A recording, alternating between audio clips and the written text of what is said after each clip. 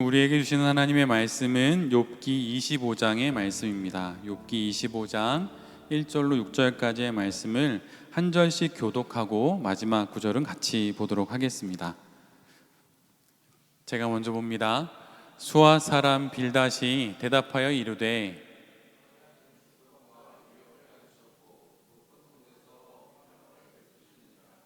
그의 군대를 어찌 계수할 수 있으랴?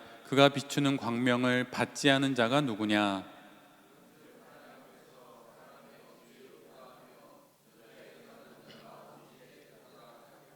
보라, 그의 눈에는 달이라도 빛을 발하지 못하고 별도 빛나지 못하거든. 하물며 구더기 같은 사람, 벌레 같은 인생이랴. 아멘. 오늘은 욥기 25장의 말씀을 갖고 주머니 속 돌멩이로 하는 사업, 주머니 속 돌멩이로 하는 사업이라고 하는 제목으로 함께 하나님 말씀을 나누도록 하겠습니다. 오늘 우리가 함께 보는 본문은 욥의 친구인 빌닷의 마지막 말입니다. 욥의 세 친구들이 욥과 계속 변론을 벌이게 되는데 그들의 마지막 이야기가 각각 이제 등장하는데, 지난번에 엘리바스의 이야기가 등장했고 오늘은 두 번째 친구인 빌닷의 마지막 말입니다.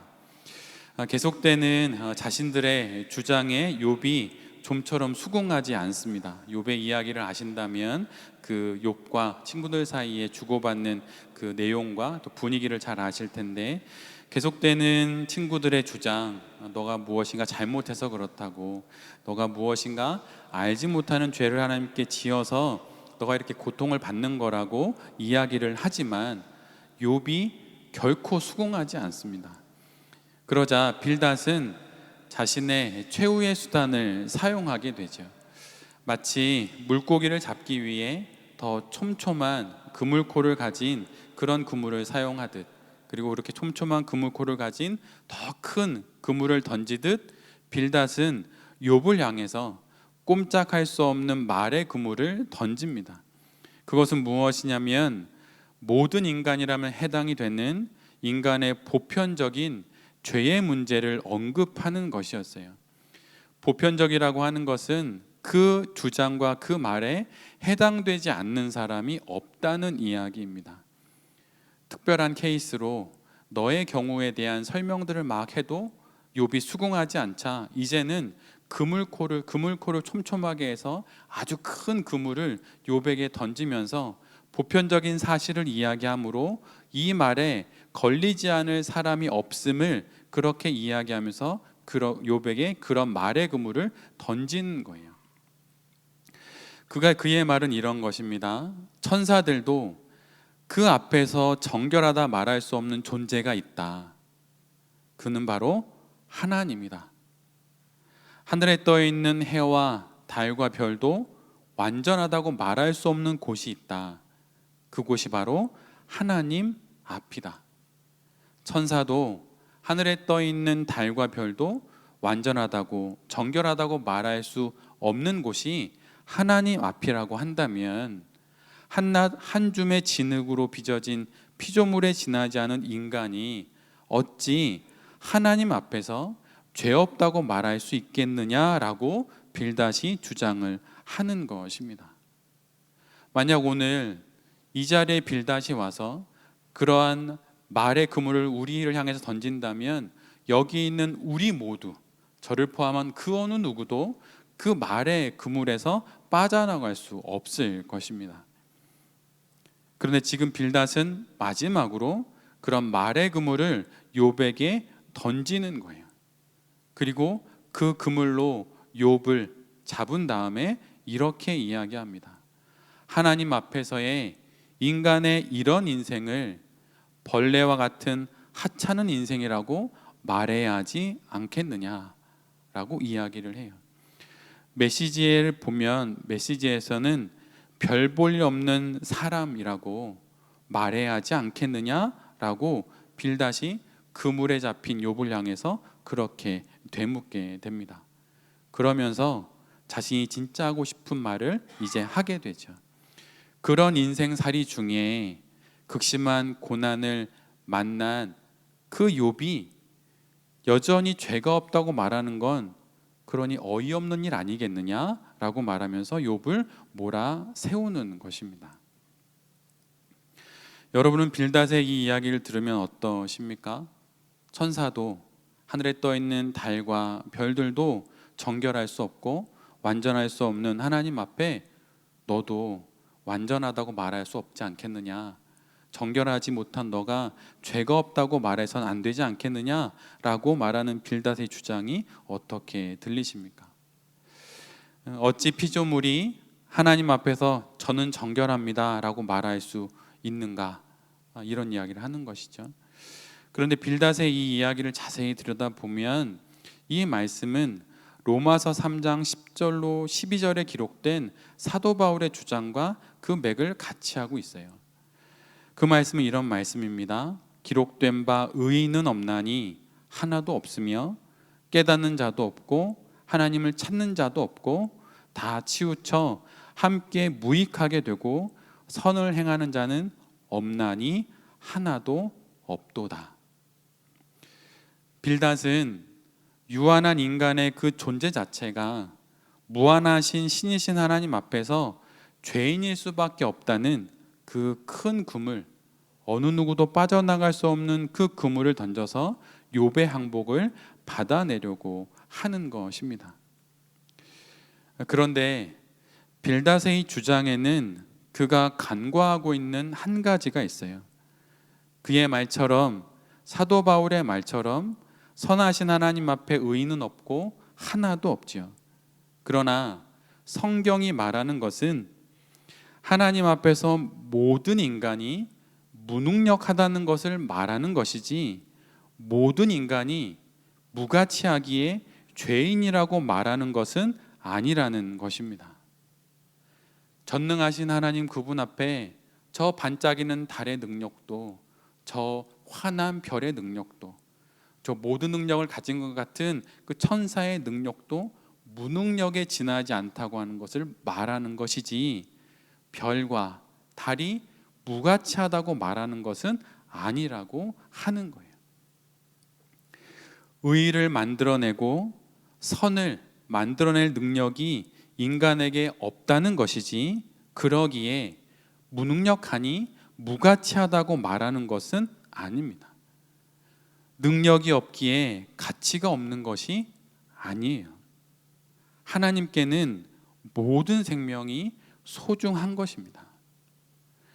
무가치한 인간을 위해 이 땅에 오신 하나님이신 예수 그리스도께서 십자가에 달리신 것이죠. 무가치한 인간을 위해 예수님께서 십자가에 달리신 것이 아니에요.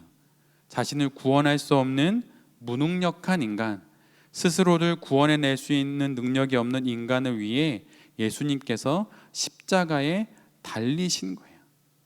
무능력하지만 가치가 있고 가진 힘이 없지만 하나님의 형상으로 하나님의 모든 사랑을 받고 있는 온 우주보다도 소중한 그 인간을 위해 예수님께서 십자가에 달리신 거예요.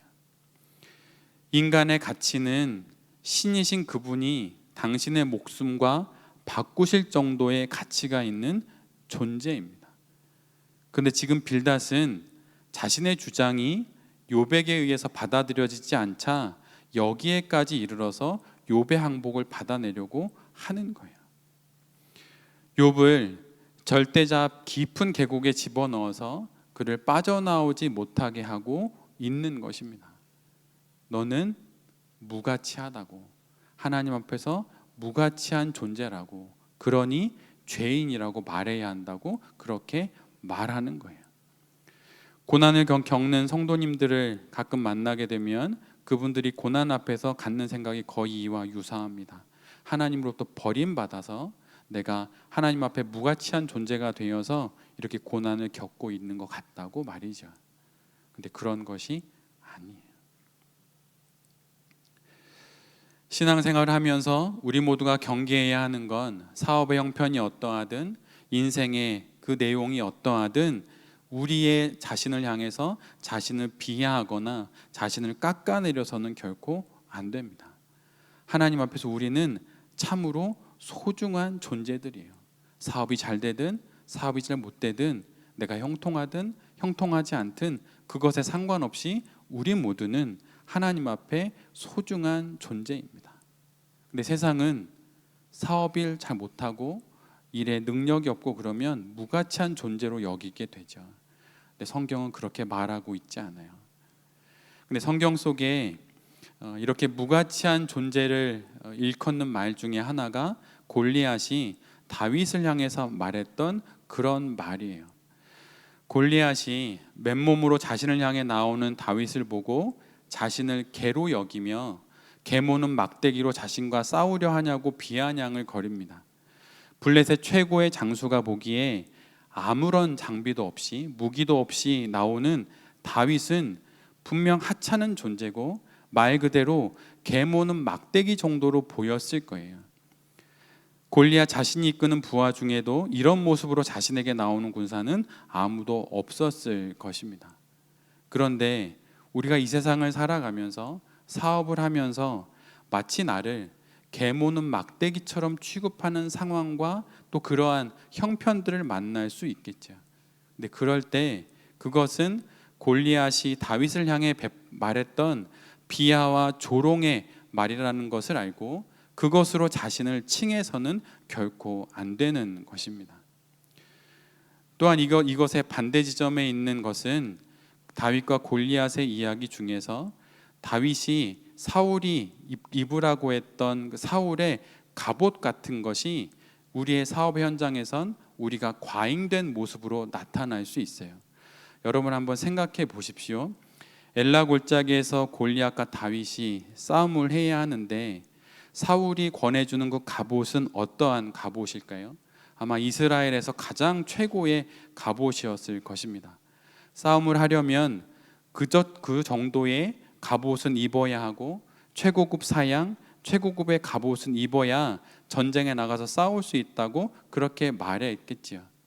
그런데 이런 것은 실은 우리에게 어울리지 않고 내 자신에게 합당하지 않은 과잉과 과장의 상징을 의미합니다.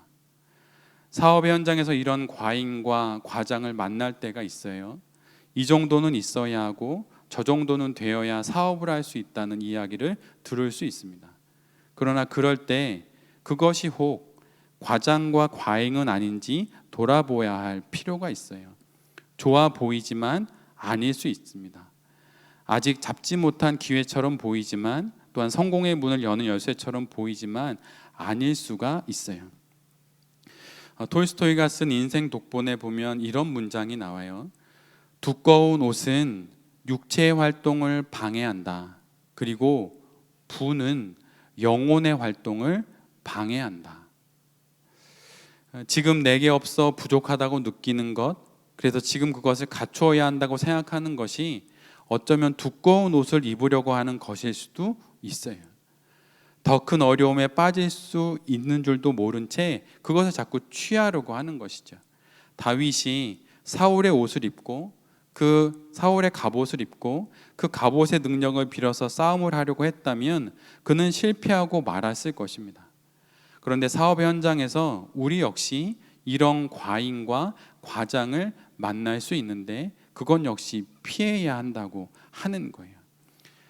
빌닷이 쳐놓은 그물을 통해서 우리에게 걸려들어서 자기를 비하해서도 안 되지만 반대로 사울의 갑옷을 입고 내가 이것을 경영해야 되겠다라고 말한다면 그것은 과잉과 과장일 수도 있다고 하는 거예요. 사업을 하면서 인생을 사는 우리는 하나님께 참으로 소중한 존재입니다. 그러기에 사업적 환경이 어떻게 변하든 나를 스스로 비하하거나 때론 너무 과잉하지 않고 하나님이 주신 내 모습 이대로 사업의 모든 때들을 지나가야 하는 것이죠. 그렇다면 그것이 무엇일까요? 그것은 바로 다윗의 주머니 속에 있었던 그 돌멩이 같은 것들이에요. 사업을 지금까지 경영하면서 분명 여러분의 영혼의 호주머니 안에 나도 모르게 챙겼던 돌멩이가 있을 것입니다. 사업은 그것으로 하는 거예요. 내 앞에 그럴듯해 보이는 사울의 갑옷이거나 아니면 골리앗이 비하하듯 그런 개모는 막대기로 자신을 낮추면서 그것으로 사업하는 것이 아니라 지금까지 걸어오면서 하나님이 내 영혼의 호주머니에 챙겨주신 그 주머니 속 돌멩이로 하는 것이 바로 참되게 자신이 하는 사업을 해나가는 것입니다. 아무리 많은 사업의 기회들이 있고 많은 사업의 도구들이 있는 것처럼 보이지만 그것들이 내 사업을 경영해 나갈 수 있는 수단이 되는 것이 결코 아니에요.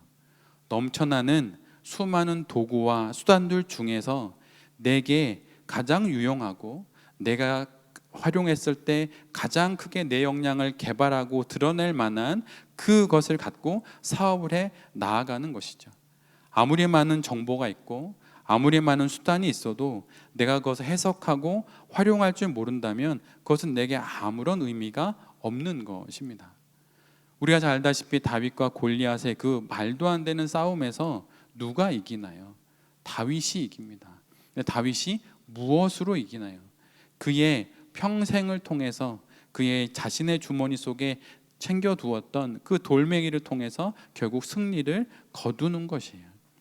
우리가 하고 있는 사업 역시 마찬가지입니다. 지금 내 주머니 속 돌멩이로 자신을 비하하지도 않고 과장하지도 않고 그 돌멩이로 사업을 하는 거예요.